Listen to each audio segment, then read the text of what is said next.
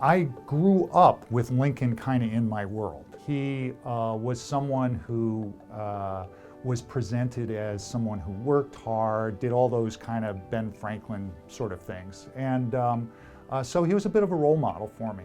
I got older, I stopped, he kind of drops away with Mickey Mantle and all those other types. I came to him again because I had done work on the photographer, Alexander Gardner, and I ran across his portrait of Abraham Lincoln. There's one that's known as the crack plate portrait. The photograph is mesmerizing. It's an astounding photograph. It's also a very unpresidential photograph. I became interested in what Lincoln, was interested in the photographs. Why did he sit for them? What did he expect to get out of them? And I grew more interested in Gardner as a portraitist. He took a series of photographs on the Antietam battlefield after the battle. They decided they want to have a portrait of Lincoln with McClellan and his staff. And what Gardner did is that he made them stand close to each other, and it made them both uncomfortable. He also sat them in a tent next to each other, and you can see the discomfort in their posing.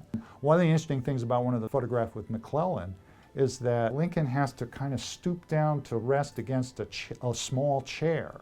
In part, it looks like he can't quite hold himself up, and in part, it's like he's listening to a child.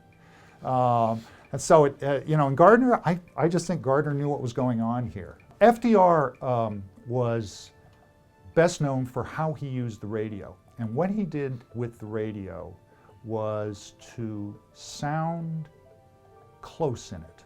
It was as if he was in the room with you.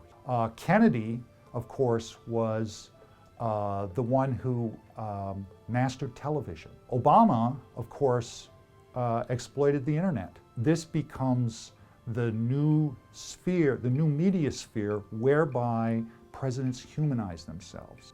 For Lincoln, photographs humanized him. They made him look like one of us. The suffering that people saw in his face expressed the suffering that they had all been going through.